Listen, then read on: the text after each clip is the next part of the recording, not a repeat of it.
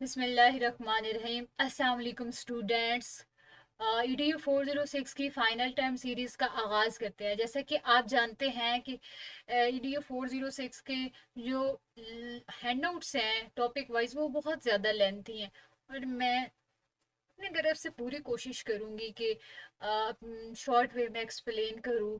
बाकी आप लोगों ने क्या करना है कि लेक्चर सुनने के बाद एक बार रीड ज़रूर करना है। तो स्टार्ट करते हैं विदाउट टाइम वेस्ट किए। टॉपिक हमारे पास क्या है? 133। यही टॉपिक हमारा फाइनल टर्म, यहाँ से सिलेबस स्टार्ट हो रहा है। Theories, knowledge and practice, teacher professionalism. यहाँ पे क्या है कि रिफ्लेक्टिव प्रैक्टिशनर बनने के अमल में क्या किया जाता है। एक जो टीचर होता है वो अपने नॉलेज और थ्योरीज को मिलाकर एक ऐसी सोच बनाता है जो टीचर के लिए क्या हो, फायदा मंद हो। और वो क्या है कि उसकी टीचिंग को बेहतर बनाने का जरिया बनती है, और इस प्रोसेस को हम क्या कहते हैं? टीचर प्रोफेशनलिज्म कहते हैं। बाकी हमने देखना है कि जो रिफ्लेक्टिव प्रैक्टिशनर है उसका मतलब क्या होता है। रिफ्लेक्टिव यानी रिफ्लेक्शन, रिफ्लेक्शन का मतलब होता है सोचना, सीखना। और सोचना यानी गौर व फिक्र करना, रिफ्लेक्ट करना कि जो मैंने काम किया है वो सही किया है, मुझसे कहाँ से गलती हुई है। बाकी जो प्रैक्टिस है, जो काम बार बार किया जाए, जो जैसे टीचर रोजाना सबक पढ़ाता है, रोजाना समझाता भी है, सवाल भी करता है स्टूडेंट से। तो रिफ्लेक्टिव प्रैक्टिशनर एक ऐसा उस्ताद होता है जो सिखाते वक्त खुद भी सीख रहा होता है। वो टीचिंग को काम नहीं बल्कि मुसलसल सीखने का अमल समझता है। रिफ्लेक्टिव प्रैक्टिशनर क्या है कि देखता है कि जो मैंने मेथड यूज किया है वो क्या इफेक्टिव है, मुझे कोई और मेथड यूज करना चाहिए कि नहीं। तो इस तरह से जो है वो मुसलसल सीखता रहता है रिफ्लेक्टिव प्रैक्टिशनर। यहाँ पे एक सवाल जो हम बहुत ज़रूरी सवाल है, हम अपने आप से करते हैं कि जो क्या अच्छी टीचिंग है वो रिफ्लेक्टिव प्रैक्टिस का नतीजा है। हम देख चुके हैं कि जो रिफ्लेक्टिव प्रैक्टिस का जो ये प्रोसेस है, इसमें क्या होता है कि किसी भी प्रॉब्लम को समझने की कोशिश की जाती है। अब कैलिबर जो है वो क्या है? कैलिबर नेक्स्ट हेडिंग है, इसमें यह है कि the quality of teaching, teaching की क्वालिटी। यहाँ पे क्या है कि रिफ्लेक्टिव प्रैक्टिस का ताल्लुक भी इसी कैलिबर से है। इसका मतलब क्या है कि जो टीचर होते हैं वो अपनी टीचिंग के तरीके, अपने अंदाज को चैलेंज करते हैं। हम जो भी तरीके इस्तेमाल कर रहे होते हैं उनको क्या करते हैं, उन पर सोचो विचार करते हैं। जैसे एक कुक होता है, उसका काम सिर्फ खाना पकाना नहीं होता, उसने जायके का भी ख्याल रखना होता है, सफाई का भी ख्याल रखना होता है। इसी तरह जो एक अच्छा टीचर होता है उसका काम ये नहीं होता कि वो बस सिर्फ पढ़ाए, बल्कि वो क्या करता है, वो अपने मेथड पर गौर करता है, लर्निंग इन्वायरमेंट पर गौर करता है कि बच्चे जिस माहौल में सीख रहे हैं वो क्या उनके लिए इफेक्टिव है। और इसी तरह गौर करता है कि जो आज उन्होंने पढ़ा है वो सही पढ़ा है, या इस तरह से वो गौर व फिक्र करता है। तभी तो एक टीचर अच्छे कैलिबर का इस तरह का टीचर होता है जो अपनी टीचिंग पे गौर व फिक्र करता है। अ, मतलब अच्छा टीचर हर वक्त अपने मेथड को रिफ्लेक्ट करता है, सोचता है कि इसको मजीद कैसे बेहतर किया जा सकता है। अब यहाँ पे क्या है कि असल में टीचिंग एक आर्ट है, और इसको जो है रिफ्लेक्शन के जरिए रिफाइन और इसकी क्वालिटी को इम्प्रूव किया जा सकता है। नेक्स्ट हमारे पास क्या है? डिस्कोर्स। और यहाँ पे क्या है कि रिफ्लेक्टिव प्रैक्टिस के जरिए टीचर प्रोफेशनलिज्म का एक और अहम जो एस्पेक्ट है वो क्या है? डिस्कोर्स है। डिस्कोर्स ये हमें मदद देती है कि हम अपनी स्किल्स और नॉलेज को क्या है, दूसरों के साथ बेहतर तरीके से बयान कर सके। जैसे क्या है कि आप और आपके फ्रेंड क्या है कि टीचिंग के तरीकों पे बात करते हैं, ठीक है, आपने उसको एक नया आइडिया बताया। तो वो जो आपकी फ्रेंड है वो क्या करेगी, वो अपने एक्सपीरियंस से आपको एक मशवरा देगी, फिर आप सोचेंगे कि कौन सा बेहतर तरीका है। तो इस तरह से डिस्कोर्स क्या है कि जब टीचर अपने तजर्बे दूसरे टीचर के साथ शेयर करता है, तो इसको क्या कहते हैं, इससे टीचर का कॉन्फिडेंस बढ़ता है, उसको पता चलता है कि कौन सा तरीका सही है तो ये क्या है, डिस्कोर्स। अब नेक्स्ट हमारे पास क्या है, नॉलेज क्रिएशन। नॉलेज क्रिएशन एक ऐसा प्रोसेस है जिसमें टीचर अपने एक्सपीरियंस, अपने एनालिसिस और अपने आइडियाज के जरिए नया इल्म पैदा करता है। इसको क्या कहते हैं, नॉलेज क्रिएशन कहते हैं। जैसे अब आप क्लास में पढ़ाते हैं, ठीक है। अब आपको अब देखते हैं कि बच्चे तो बोर हो रहे हैं, तो आप अगले दिन क्या करते हैं, स्टोरी टेलिंग का तरीका आजमाते हैं। तो उसमें बच्चे ज़्यादा इन्वॉल्व होते हैं। तो क्या है कि अब आपको समझ आई कि बच्चों के लिए तो सबक को कहानी में पेश करना ज़्यादा इफ़ेक्टिव है। तो ये आपकी नॉलेज क्रिएशन है, जिसके ज़रिए आपने बच्चों को इन्वॉल्व किया स्टडी में। अभी हमारे पास क्या है, लेवल्स ऑफ टीचर नॉलेज। तो स्टूडेंट्स, रिफ्लेक्टिव प्रैक्टिस में क्या है, रिफ्लेक्टिव प्रैक्टिशनर बनने का मतलब है कि टीचर अपने ही नॉलेज और अपने काम के तरीकों पर सोचता है, और इस सोच का अमल किया है 3 लेवल्स पर होता है। सबसे पहले क्या है, knowledge for practice. Knowledge practice ऐसा नॉलेज है जिसमें जो टीचर है वो क्या करता है, begin to think diagrammatic representation of knowledge. इसमें क्या करता है कि जो टीचर होता है वो सबक पढ़ाने से पहले ही हासिल करता है, ये ऐसा नॉलेज होता है ताकि जो क्लास में है वो अच्छे तरीके से पढ़ा सके। जैसे कि टेक्स्ट बुक्स या जैसे नसाब होता है, ये सारा जो नॉलेज होता है जो पहले से हासिल किया हुआ होता है टीचर ने। जैसे अब आपने क्या किया है कि स्टूडेंट्स को पार्ट्स ऑफ स्पीच पढ़ाने हैं, ठीक है। तो आपको पहले खुद को पता होना चाहिए कि नाउन और वर्ब क्या है। तो इस तरह से फिर आप सोचते हैं कि बच्चों को मिसालों के जरिए समझाया या इस तरह से। तो ये किस में आता है, नॉलेज फॉर प्रैक्टिस में आता है। हमारे पास क्या है, नेक्स्ट जो है वो है topic knowledge in practice. Next level जो है नॉलेज इन प्रैक्टिस, ये ऐसा नॉलेज होता है जो टीचिंग के दौरान जो होता है, टीचर अपने ही तजर्बे से क्या करता है, हासिल करता है। हम देखते हैं कि एक बच्चा बार बार गलती कर रहा है, ठीक है। आपने उसे अलग से बिठाया और फिर आपने उसको आहिस्ते से समझाया, फिर आपने फील किया कि इस जो बच्चा है वो तो विजुअल लर्निंग ज़्यादा सूट करती है। तो अगले दिन आप क्या करते हैं, पिक्चर के साथ पढ़ाना शुरू कर देते हैं। तो ये जानना कि कौन सा बच्चा किस तरीके से सीखता है, ये इल्म जो है वो अमल से हासिल हुआ है, यानी आपने एक्सपीरियंस किया है। तो ये क्या है, नॉलेज इन प्रैक्टिस। अब आते हैं knowledge of practice. Knowledge of practice क्या है कि अपनी और दूसरों की सोच से नया तरीका पैदा करना। ये ऐसा नॉलेज है जो टीचर अपने तजर्बे, रिसर्च या दूसरों के तजर्बे से ऐसा नॉलेज हर हासिल करता है ताकि जो टीचर प्रोफेशन में क्या करे, बेहतरी लाई जा सके। जो होता है ना, आपने खुद सोचा होता है, आप खुद इसको एडॉप्ट करते हैं, इसको नॉलेज ऑफ प्रैक्टिस कहते हैं। और क्या है कि 3 लेवल्स, तो क्या है कि जो तीनों लेवल हैं मिलकर एक टीचर को क्या करते हैं, प्रोफेशनल बनाते हैं।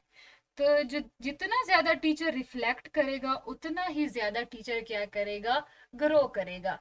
अब हमारे पास नेक्स्ट टॉपिक है थ्योरीज, नॉलेज एंड प्रैक्टिस की कौन सी हेडिंग है, the moral ethical dimension in RP. ये यानी ये क्या है कि रिफ्लेक्टिव प्रैक्टिशनर में इखलाकी और असूली एस्पेक्ट्स भी होते हैं। इसमें क्या होता है कि थ्योरीज, नॉलेज एंड प्रैक्टिस क्या करते हैं, तीनों मिलकर एक रिफ्लेक्टिव प्रैक्टिशनर बनने में एक टीचर को मदद देते हैं। और एक टीचर का काम जो होता है वो सिर्फ पढ़ाना नहीं होता, उसका काम होता है स्टूडेंट का फ्यूचर बनाना। इसलिए वो हर वक्त सोचता है कि क्या उसका तरीका इखलाकी तौर पर सही है या नहीं है। जैसे अब एक तालिब इल्म जो होता है, एक स्टूडेंट है, वो अक्सर क्या करता है, क्लास में लेट आता है। आप जो आम उस्तादों का रहता है उसे डांट देता है या फिर क्लास से बाहर निकाल देता है, मगर आपने क्या किया, उसे नरमी से पूछा है और आपको पूछने में पता चला है कि वो बेचारा बहुत दूर से आता है और पैदल चल के आता है क्योंकि उसके पास पैसे नहीं होते। तो इससे क्या है कि आपने न सिर्फ पूरी क्लास को समझाया बल्कि एम्पैथी का दर्स भी दिया। तो क्या है कि एक टीचर जो है वो जो है उसके उसमें टीचिंग में असूली और इखलाकी पहलू को भी देखा जाता है। अब नेक्स्ट हमारे पास क्या है, ओपन माइंडेडनेस।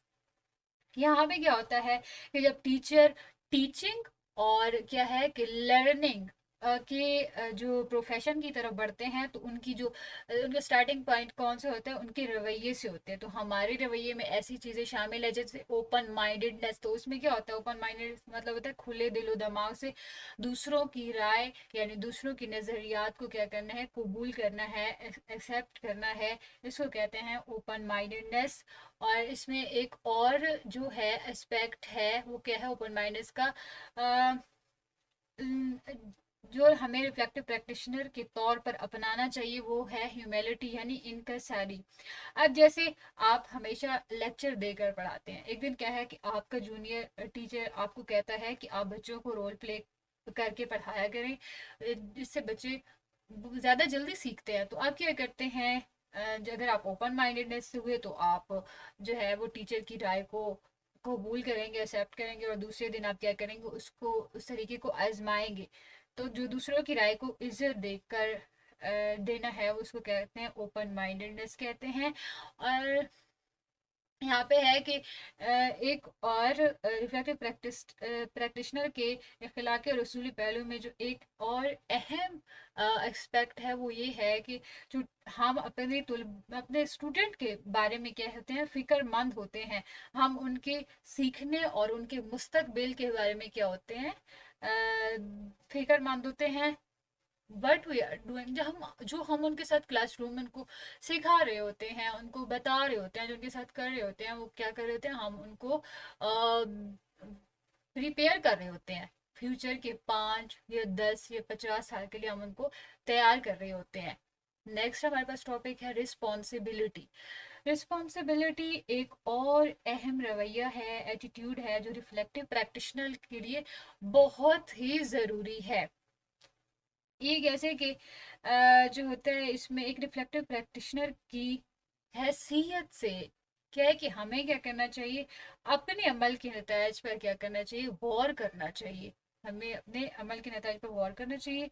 इसलिए जैसा कि अब एक डेली लाइफ एग्जांपल से लेते हैं कि फ़र्ज़ करें आपने कोई मुश्किल टॉपिक क्या किया बगैर अच्छी तैयारी के पढ़ा दिया है।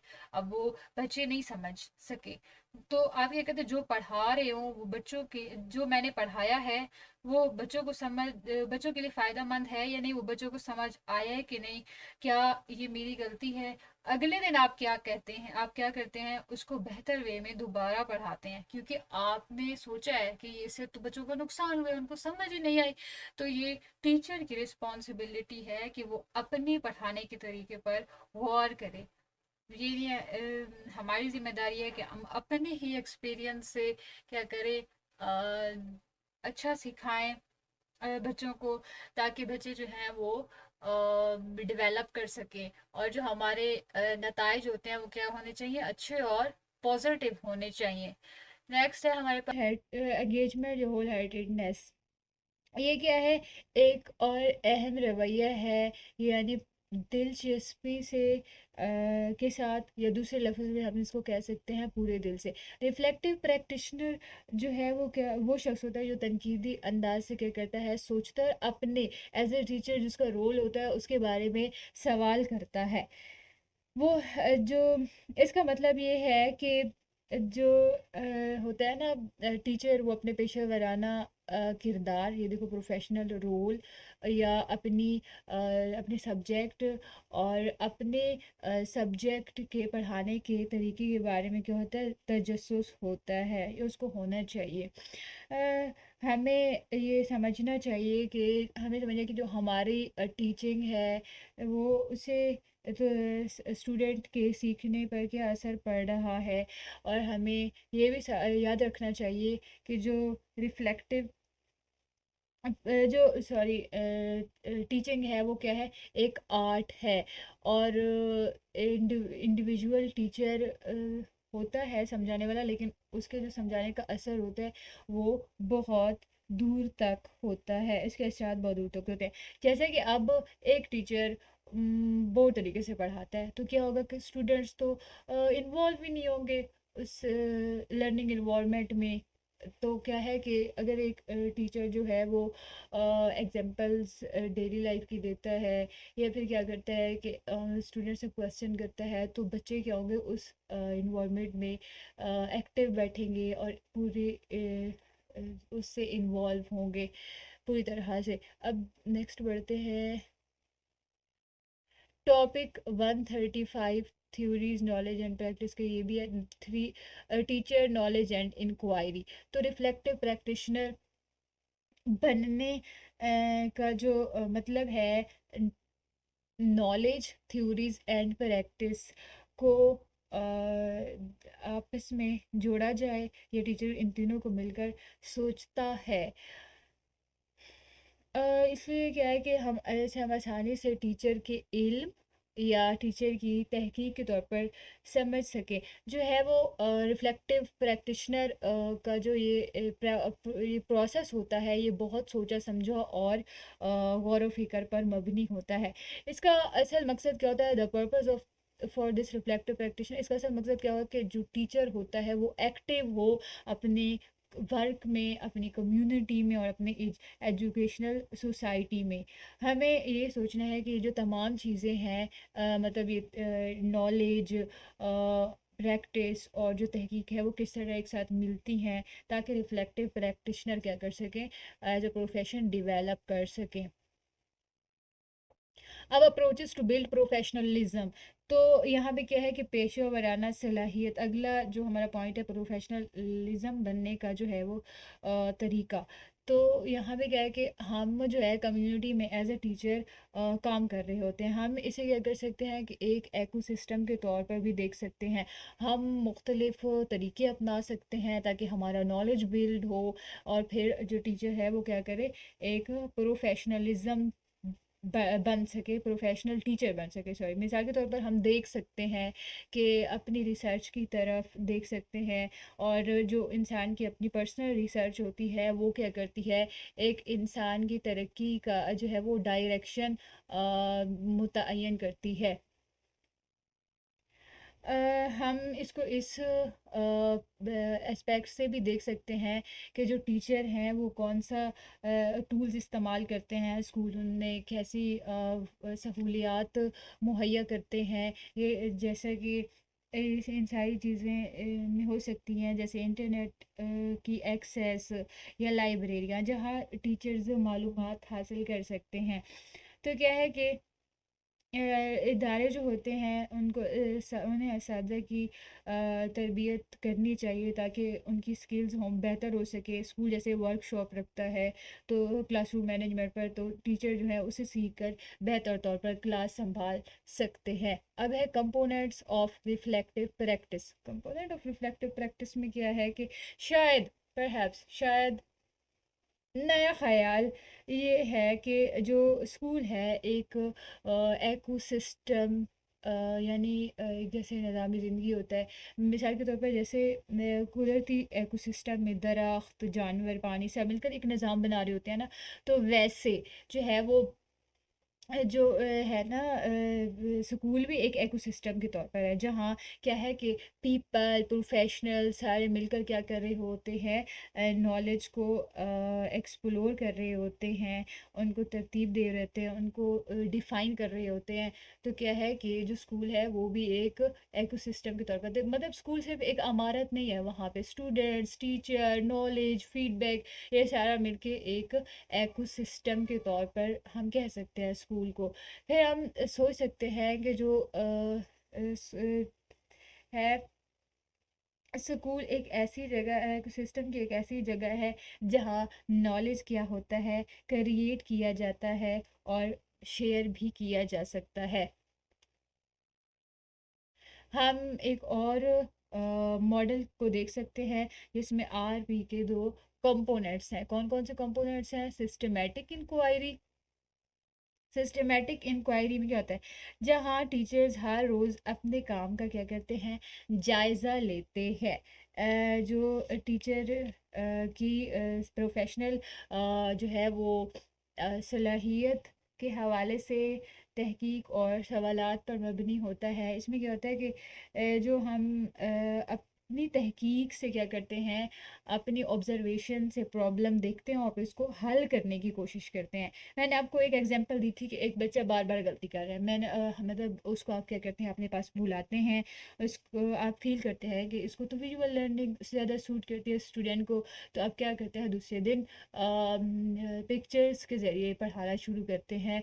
तो क्या है कि आपने देखा कि बच्चे को यहाँ पे इसका प्रॉब्लम इस तरह सॉल्व होता है कि पिक्चर से ज़्यादा अच्छी तरह से समझ सकता है। तो अब आपने खुद ऑब्जर्व भी किया और उसका हल भी खुद निकाला है, तो ये क्या है, सिस्टमेटिक इंक्वायरी है।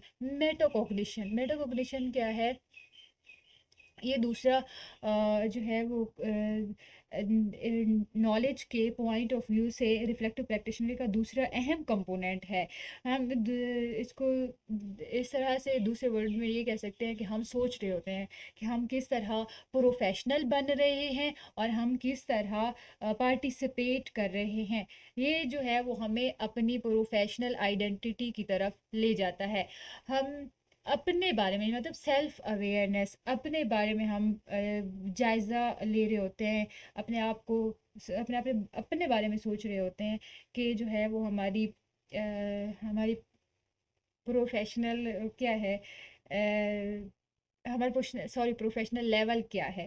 आपने एक और मतलब एक बच्चों को एक टॉपिक पढ़ाया है, ठीक है, वो बच्चों को समझ नहीं आया, आपने खुद से सवाल किया है कि ये जो टॉपिक है वो बच्चों को क्यों समझ नहीं आया, तो फिर दूसरे दिन आपने मेथड चेंज करके दोबारा बच्चों को पढ़ाया है, तो वो क्या है कि उनको समझ आ गया है। अब क्या है कि ये मॉडल हमें बताते हैं कि एक अच्छा टीचर सिर्फ पढ़ाता नहीं है बल्कि वो सोचता है और रिसर्च करता है, और नए तरीक़ों से सीखता है। वो अपने सब्जेक्ट की पेडागोजीज़ का क्या करता है, एक्सपर्ट एक्सपर्ट बनता है, अपने स्टूडेंट्स के लिए बेहतरीन टीचिंग अप्रोचेज़ ढूँढता है। 21वीं सदी का जो है वो प्रोफेशनल टीचर वही है जो नॉलेज क्रिएट करते हैं, फिर एक दूसरे के साथ शेयर करते हैं और इस तरह एजुकेशनल कम्युनिटी का जो है वो एक्टिव हिस्सा होते हैं। तो हम इस जो सारे प्रोसेस को क्या कह सकते हैं, इस हम सारे प्रोसेस को टीचर ग्रोथ मॉडल कह सकते हैं। अब हमारे पास जो है वो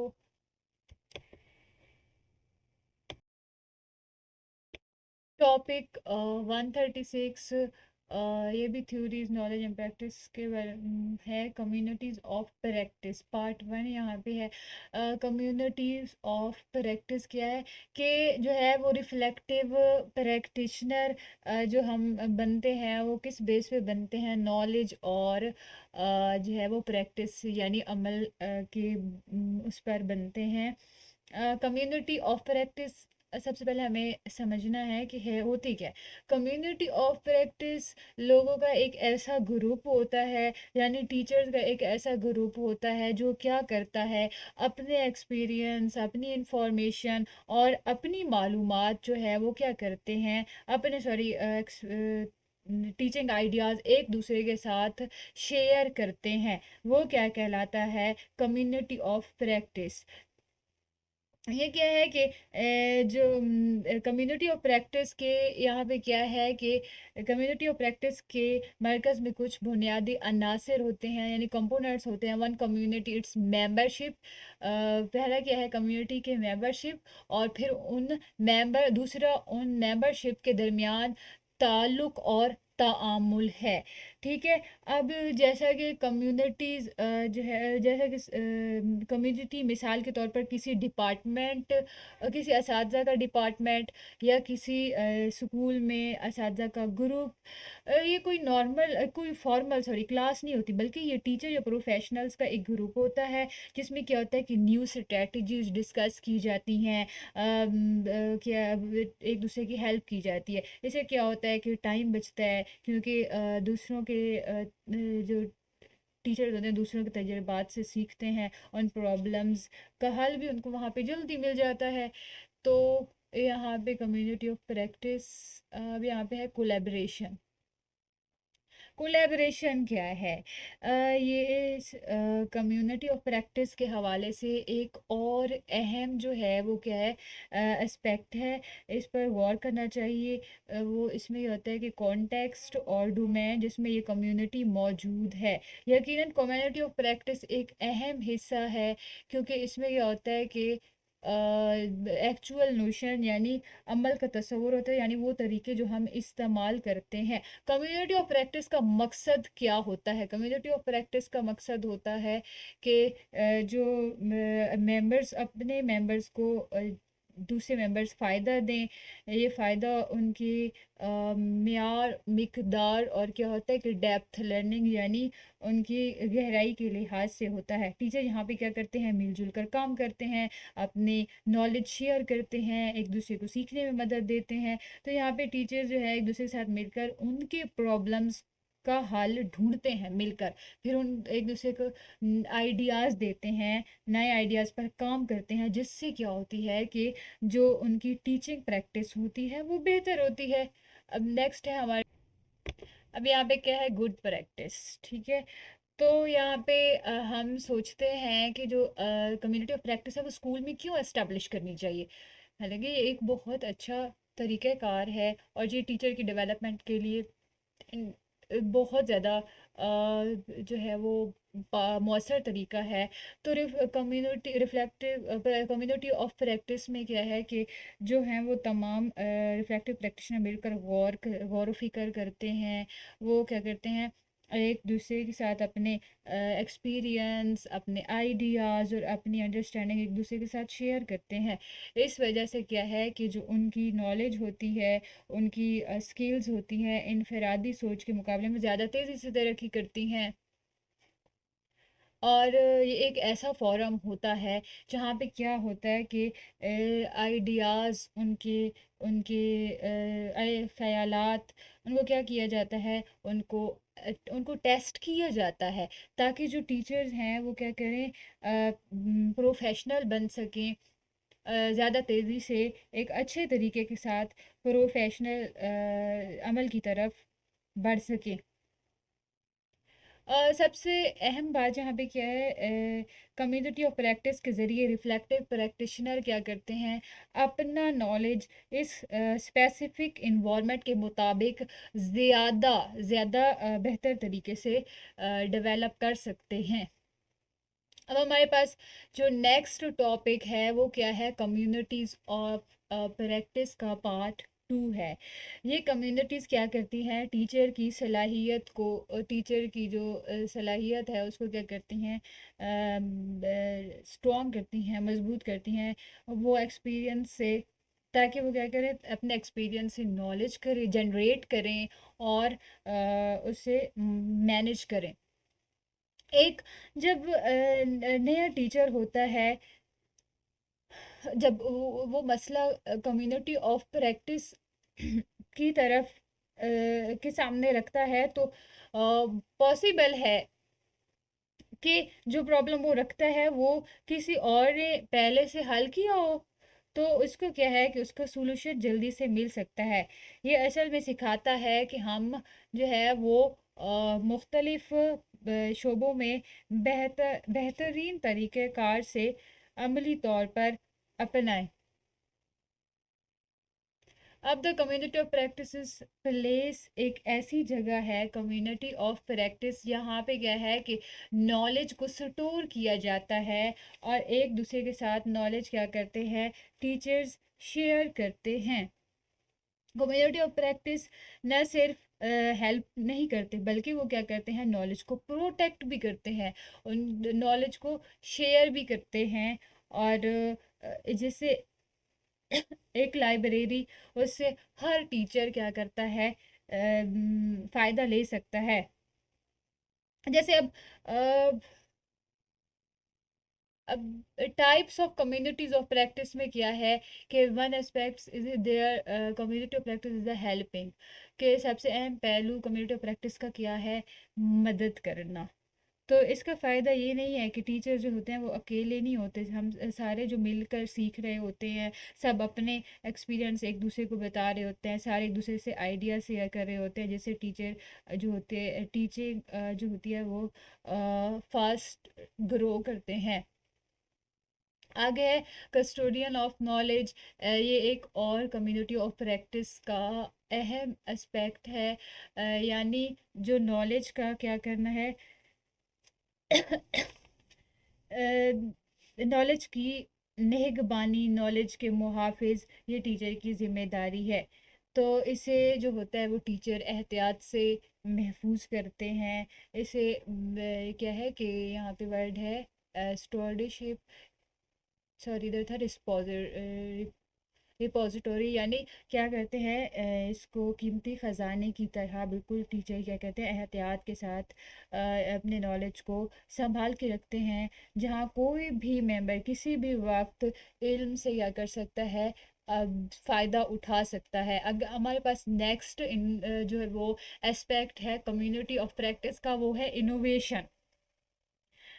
ताकि वो नए तरीक़ेकार से तैयार कर सकें जो कि स्टूडेंट की क्या हो, स्टूडेंट की तालीमो तरबियत को बेहतर अंदाज में संभालने में क्या कर सके, मुअस्सर साबित हों। तो इनोवेशन क्या है, एक नई सोच, नया तरीका या कोई नया सोल्यूशन तो जो पुराने तरीक़ों से बेहतर हो। अब जैसे हम देखते थे कि जो पहले असातिज़ा है वो ब्लैक बोर्ड पर पढ़ाते थे, मगर जो अब वाले असातिज़ा है वो वाइट बोर्ड पर इंटरेक्टिव वाइट बोर्ड यूज़ करते हैं, साथ में वीडियोस भी इस्तेमाल कर सकते हैं। तो इससे बच्चे क्या होते हैं, ज़्यादा अट्रैक्टिव होते हैं, यहाँ पे ज़्यादा इंगेज होते हैं। तो ये क्या है, एक इनोवेशन है। अब हमारे पास है critical success factors of community of practice.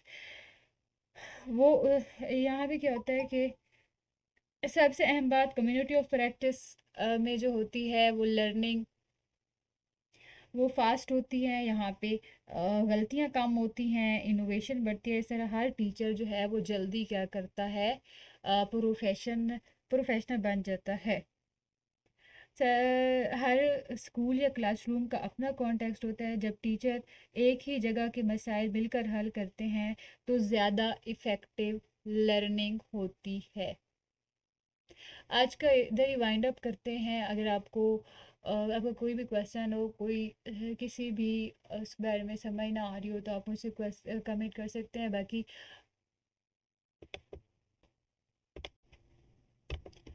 यहाँ पर ये अब लेक्चर को वाइंड अप करते हैं क्योंकि लेक्चर ऑलरेडी ही लंबा हो चुका है। मैंने कोशिश की थी कि शॉर्ट वे में करूँ, बट क्योंकि ये जो हैंडआउट्स इनके टॉपिक्स हो रही हैं बहुत लेंथी हैं। तो बाकी अगर आप लोगों को लेक्चर पसंद आया हो तो आप लोगों ने लाइक और सब्सक्राइब मस्ट करना है, और जो स्टूडेंट्स टॉपिक वाइज लेक्चर के लिए परेशान थे उनके साथ भी लाजमी शेयर करना है। अल्लाह हाफिज़, थैंक यू फॉर वॉचिंग।